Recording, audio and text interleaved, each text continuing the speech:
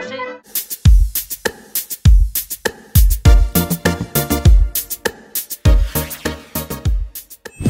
Je suis pas connue comme chanteuse, je suis connue comme chanson. C'est pas pareil. C'est à la renverse que la vie me traverse.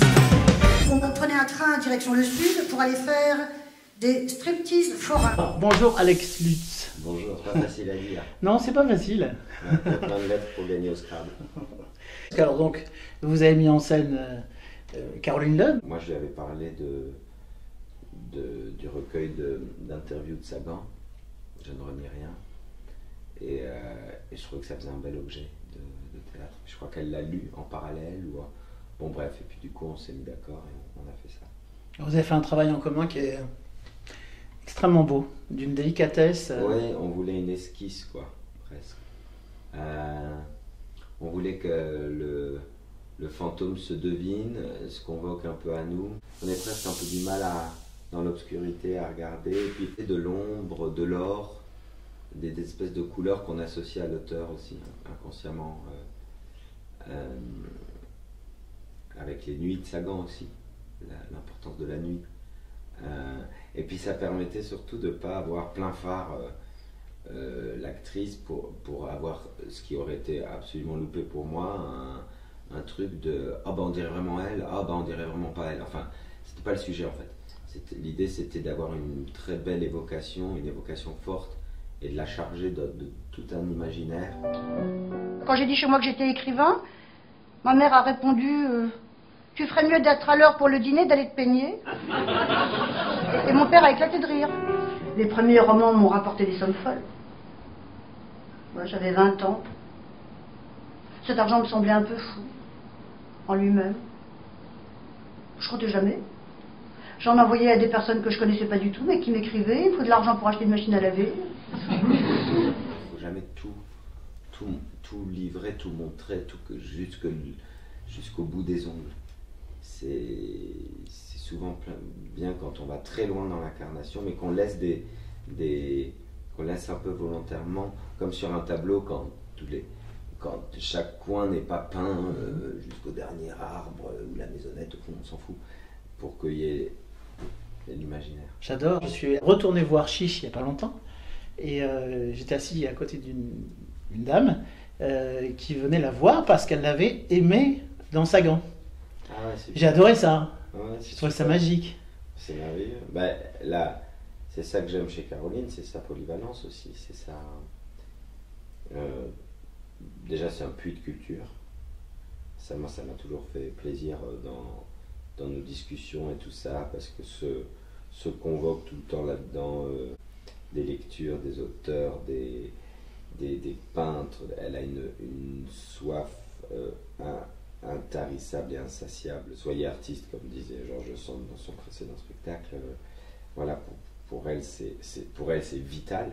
Elle est extrêmement drôle, donc ça c'est chouette. Elle est extrêmement émouvante, je trouve. Ouais. C'est fragile aussi. C'est ça que j'aime bien avec un artiste. Elle est vraiment, oui, elle est fragile. New York, New fucking York. Ce serait fastoche de dire casse-couille, parce qu'on le dit facilement d'une femme qui a du caractère. Ah ouais, je suis bien d'accord. Ça, j'aime pas trop ça, moi. Dire qu'une femme qui a du caractère, elle est ou hystérique ou casse-couille. Elle a un caractère effectivement bien trempé et une langue bien pendue. Elle a un avis, elle a un goût défini. Elle n'a pas été une super styliste pour rien. Il n'y a qu'à voir son style, Caroline. C'est une femme qui a du style, oui. Et qui est capable de se dire tiens, mais ça avec ça et ça et ça c'est beau et c'est truc. Bon, moi j'aime bien ça. Mais elle est quelqu'un qui compte pour moi et que je l'aime fort. Merci. Tout est toxique et je boxe contre la panique et ta critique. Bonjour Laurent. Bonjour. Laurent Ballandras. C'est moi. Je suis éditeur musical depuis une quinzaine d'années, ou peut-être même plus d'ailleurs à force. Et j'ai qu'une passion, c'est de partager mes passions. Voilà. Alors, je travaille avec Caroline depuis pas mal de temps. Je crois que ça doit correspondre à peu près à l'époque où j'étais arrivé sur Paris depuis peu de temps. Me voilà, sans micro, avec juste le fil. Ben, j'ai continué à chanter dans le fil, comme si de rien n'était. La première fois que je l'ai rencontrée, je travaillais au Sentier des Halles, cette petite salle de spectacle rue d'Aboukir à Paris. Et elle est arrivée avec une énergie dingue, elle montait un spectacle et elle cherchait un lieu pour jouer. Et tout de suite ça a matché, on est parti sur quelques représentations de ce spectacle. On s'est un petit peu perdu de vue et puis quelques années plus tard, je me suis retrouvé à travailler chez Universal et j'étais éditeur de C'est la Watt. Donc je l'ai contacté et à partir de ce moment-là, on s'est mis à travailler sur un nouveau répertoire. Je lui ai fait rencontrer des auteurs, des compositeurs, enfin plus des compositeurs d'ailleurs, puisqu'elle a toujours beaucoup aimé écrire. Et voilà, ça fait plus de 20 ans que ça dure. La particularité de Caroline, c'est que c'est quelqu'un de curieux. Et de curieux de tout. Et donc, étant moi-même quelqu'un de curieux, il se trouve qu'on a beaucoup de connexions sur des curiosités communes qui sont des tunnels qui nous emmènent à chaque fois à découvrir qui y a derrière une chanson, qui sont les auteurs, qui sont les compositeurs, qui sont les ancêtres de ces personnes qui ont créé tout ça. Et on a une relation qui n'est pas que professionnelle, donc qui n'est pas concentrée uniquement sur ce qu'elle fait elle, mais aussi sur ce qu'elle aime. Donc c'est toujours passionnant parce qu'en plus c'est quelqu'un qui lit beaucoup, qui va beaucoup au cinéma, beaucoup au théâtre, qui a toujours 1000 sujets d'exaltation à faire partager. Parce qu'on était punk aussi. On était non-futur. Ça, l'humour, c'est pas une mince qualité chez elle. Et non seulement l'humour, mais l'autodérision. Ce qui est très important, je trouve. Il y a peu d'artistes qui sont capables d'autodérision. Elle en est vraiment capable. On se marre beaucoup, et y compris, on se fout de notre propre gueule avec grand plaisir. Caroline a passé son permis de conduire assez tard. Je sais pas, c'est pas grave, hein, moi je l'ai jamais passé. Mais et donc à partir du moment où elle a commencé à avoir une voiture, alors la voiture était complètement déglingue et on a eu des séquences mais à pisser de rire avec des situations où la voiture sautait partout, quand à chaque fois qu'elle se garait, elle bugnait la voiture de devant, elle bugnait la voiture de derrière en disant toujours oh les pare-chocs c'est fait pour parer les chocs. Le courage, c'est vraiment quelque chose de très déterminant dans son parcours parce que Dieu sait que ce sont des métiers particulièrement difficiles, particulièrement misogynes et que pour une artiste, le temps qui passe est extrêmement cruel. On a tendance toujours, elle en plus qui a fait un tube, à la résumer à ce tube et c'est quelqu'un qui a toujours, d'abord déjà qui avait fait 1000 choses avant de faire de la chanson et qui a toujours voulu faire 1000 choses depuis. Et en mélangeant les genres, en mélangeant les sources d'inspiration. Donc ce qui fait qu'il lui a fallu effectivement énormément de courage pour continuer d'exister en dehors du schéma classique où on voulait qu'elle refasse C'est la Watt ad vitam aeternam et basta. Alors qu'aujourd'hui, voir qu'avec son spectacle sur Françoise Sagan, elle a une nomination au Molière, qu'elle fait le tour de la France et d'autres pays, c'est un exemple effectivement en termes de courage assez incroyable et de détermination. Il y a des gens qui connaissent Caroline Loeb en tant que comédienne et pas en tant que chanteuse.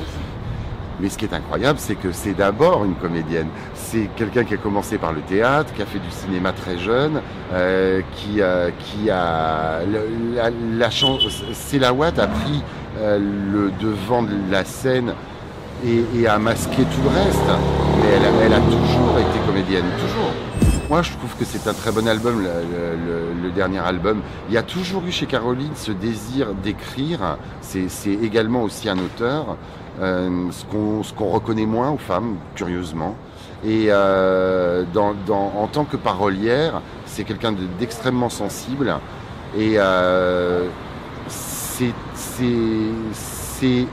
ça se ressent peut-être davantage dans ce dernier album qui a été pensé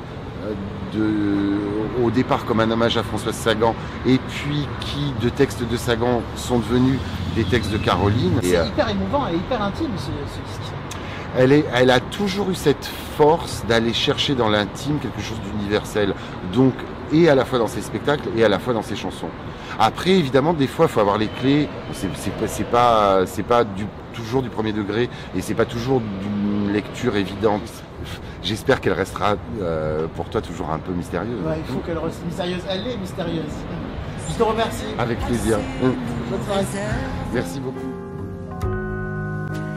Un amour perdu de vue et qu'on retrouve à un coin de rue, l'herbe coupée de son enfance, une vieille connaissance. Alors c'est Françoise Sagan qui m'a donné envie de refaire un album. Tout à coup je me suis aperçue qu'elle avait écrit des chansons. C'est un ami qui m'a envoyé un coffret avec plein de chansons de Sagan chantées par Gréco, Mouloudji, Nana Mouskouri. Elle a aussi écrit pour Johnny, enfin voilà, elle a écrit plein de chansons. Et j'étais assez surprise de découvrir ça, parce que je ne le savais pas du tout. Et tout à coup, un jour, ça a fait bon sang, mais c'est bien sûr. Et je me suis dit, mais après tout, pourquoi pas faire un album autour d'elle. Les nuits sont blanches, tyranniques. Au secours un jour, c'est la panique. Schoolgirl droguée, tragicomique, pas très anonyme, la narcotique. Je suis tox, il y a comme un hic. Tout est toxique et je boxe contre la